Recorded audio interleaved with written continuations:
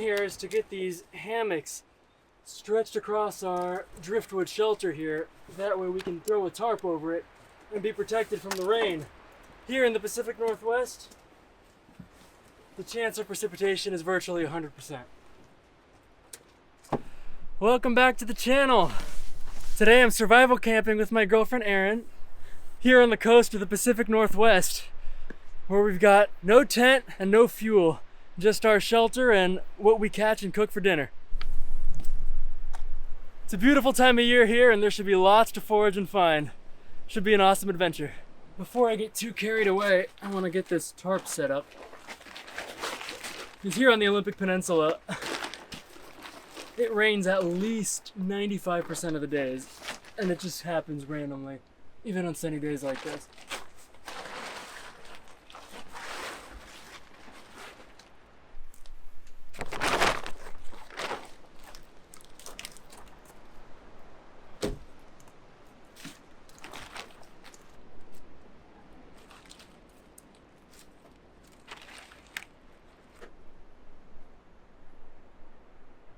I've got this awesome new surf rod Luke from the Outdoor Boys YouTube channel gave me.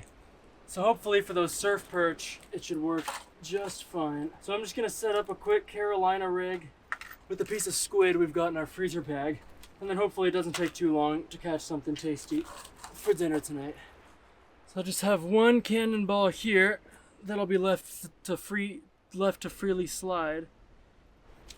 I'll tie a little swivel underneath it that should lock it in place.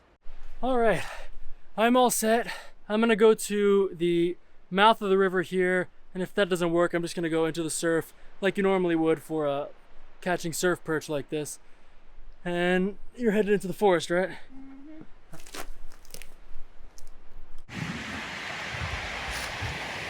All right, I'm out here at the beach.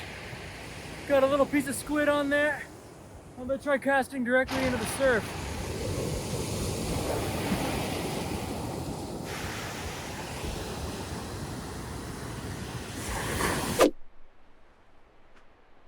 Into the forest we go.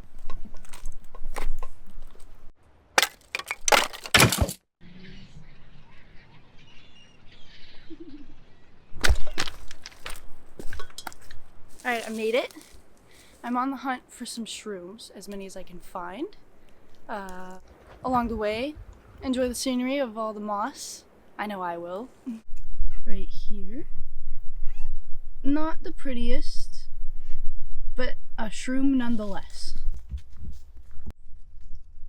Check out this biggin.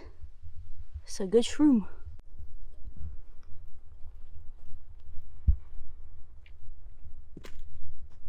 The air is so crisp, I wish more than anything I could just bottle it up and take it home with me. Alright, I hear a stream. Let's see if I can intercept it. Found it! Okay, so I just want to fill this bag up as much as I can.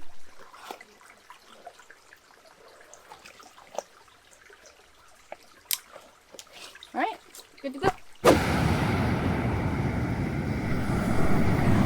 Y'all know me. I can't see a perfectly smooth body of water like that and not at least send one of these perfect rocks skipping across it.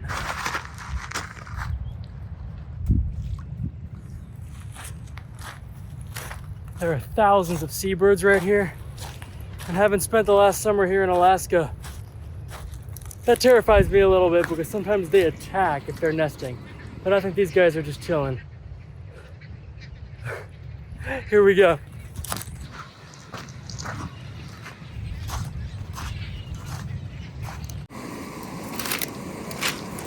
All right, we made it out of that alive. They weren't on the offensive like they usually are in Alaska. Those things will pull your hair out, steal your food.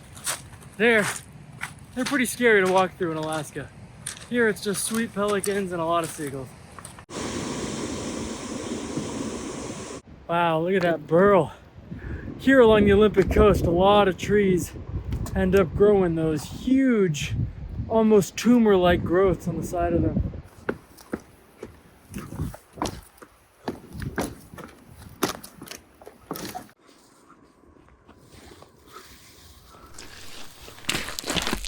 started getting dark and there's still nothing biting in the surf. I think the waves are just too big.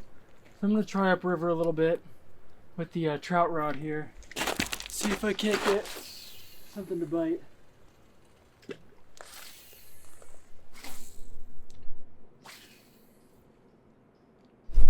Alright, well, no luck out here with either rod. That's why I always bring backup pasta.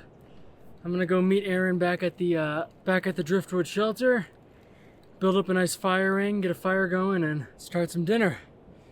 Should still be a great night. I'm on my way back. I passed one bush that had some berries on it earlier. I'll see if I can maybe get like 5, but they didn't look too ready yet, so we'll see. There's a few here, so...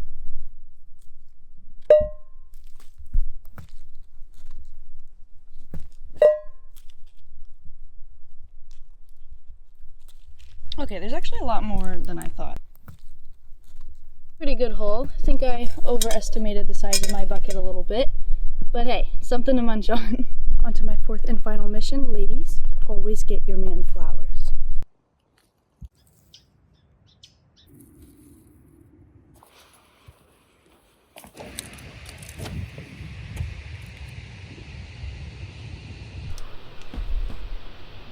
Wow, take a look at that, guys. Look at that. Oh, that's so pretty. I want to get back to the shelter before it sets completely.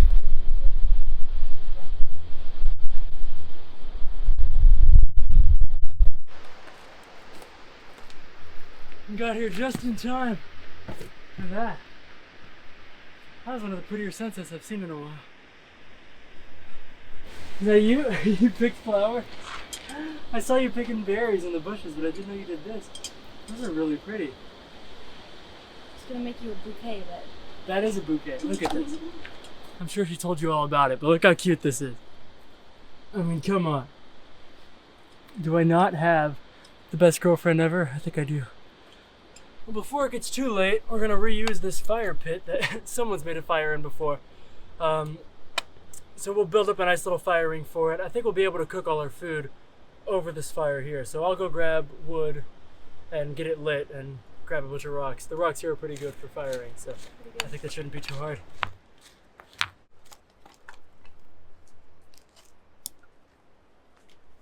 Driftwood fires grow really fast, so you end up with some massive flames. But since this is a new spot, we ended up moving the fire a little bit.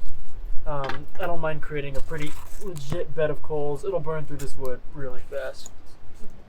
Oh, that's a big spider. Aaron was good enough to bring us water. Oh, look at that. I catch no fish. I almost break my leg. She just do this by herself. These gravity filters are by far the most convenient. You can just set them there and let it do the work for you. Membrane Solutions was nice enough to send me this one for free, so check them out. I'll have the link in the description. I've only used it a couple times, but it's been excellent so far. Alright, next order of business. Grabbing a big old log that can serve as the stand to get that water boiling.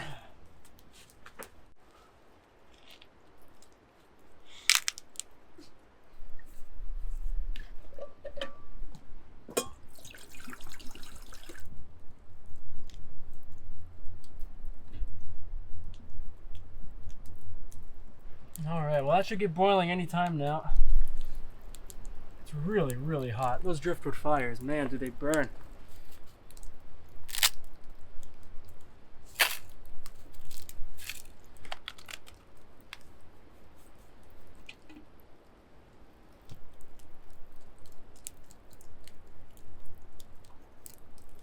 Let's get those potatoes started. I think I'm just gonna do a little home fry kind of thing.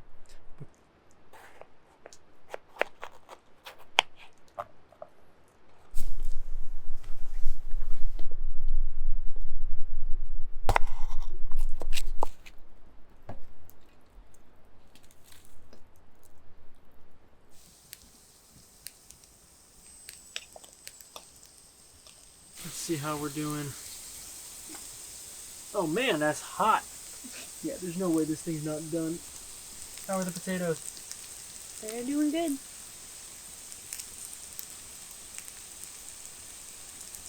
Yep. All right. We've got ourselves some culinary masterpieces. And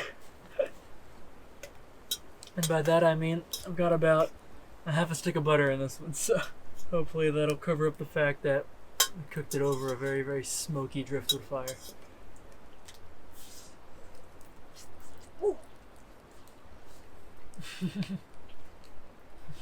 It's got a kick to it. Pasta is always good. Why have cream in it?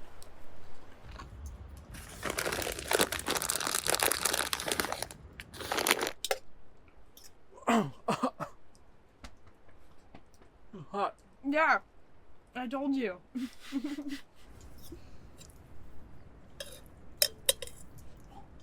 We'll catch up with you guys in a second after all this cools down. I'm not sure I have a tongue anymore.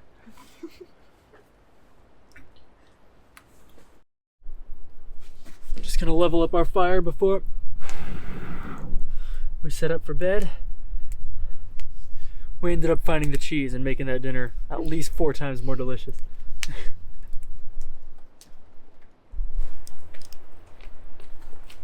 It's a lot warmer than I had anticipated, so I'm gonna put my sleeping bag next to me, but I'm not convinced I'm gonna need it. So if I change my mind, I'll have easy access. I assume you're gonna want this? Yes. There you go, baby.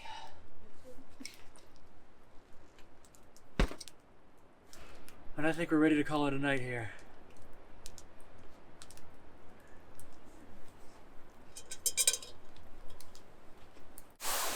And I assume we wanted our heads, well, I guess we want our heads close together, right?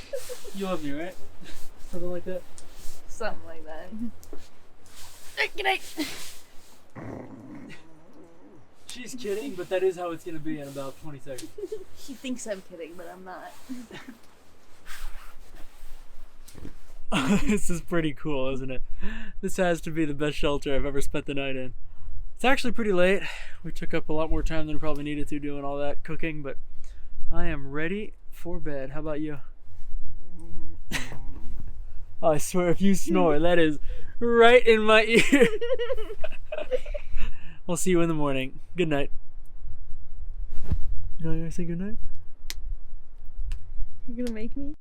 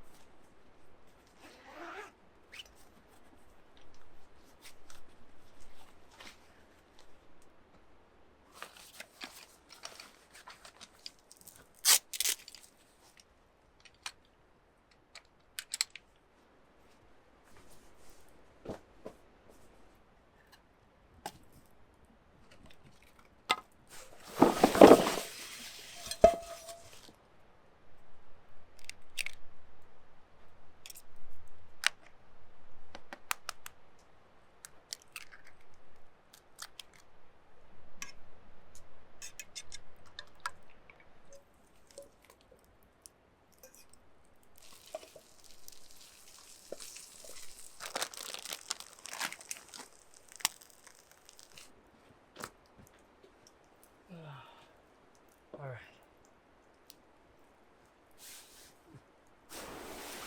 Wow, thank you. You're welcome. Oh man. Breakfast in bed. Breakfast in bed, yes.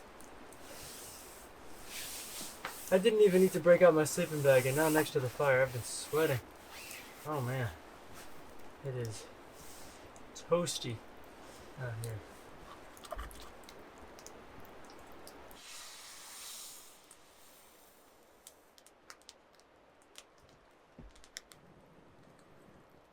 Yesterday Aaron went and picked these cute little blackberries, so I'm just gonna give them a little rinse before we eat them this morning.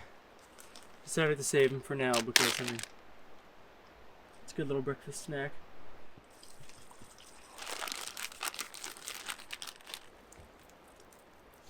You want one? your hard-earned blackberries. Some of them are pretty sour. They're so squishy. Yeah, that one's pretty good. Yeah, they're actually pretty good.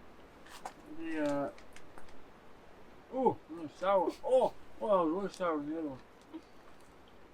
I'm trying to pick a squishy one. There we go. No, that was The squishy ones are a lot better.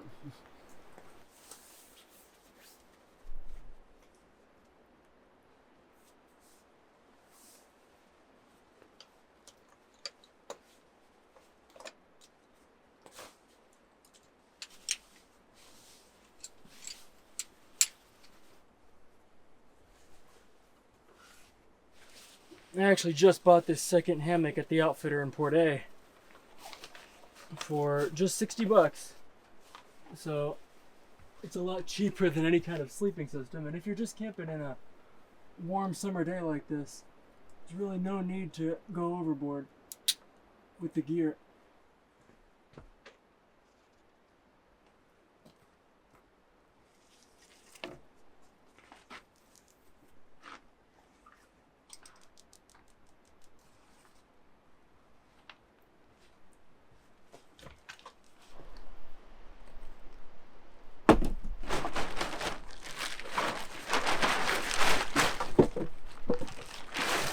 If you're gonna build something like this, you need a tarp for sure, because you're never gonna make it waterproof or even properly shaded. Can you help me with this?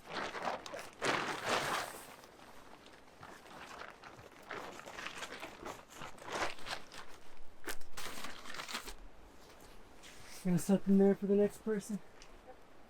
Building shelters like this, always something that I'm down to do. It's always been a dream of mine, ever since I built that first snow cave a couple years back, to build and camp in these cool little remote baby homesteads. As for this shelter, we're leaving it up, of course. This is part of a pretty major maritime trail called the Juan de Fuca Trail along the Olympic coast and then up into Vancouver Island. And so these types of driftwood huts are very often camped in. And despite it only, having a lifetime of maybe a few months before a major tide comes up and washes it away, we don't mind leaving it here for the next person to camp in. And as far as LNT principles, I mean, these are all just piles of wood anyway, so it doesn't make much of a difference. So we're just gonna kill the fire, finish packing up, and hit the trail.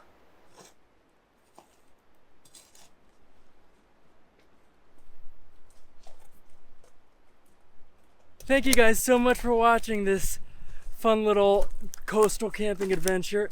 Please let me know in the comments if you like this kind of off-grid shelter building, because if there is enough enthusiasm, I might build some kind of semi-permanent homestead somewhere in the mountains, so please let me know. Thanks again so much for watching. Please subscribe if you haven't already, and I'll see you next week.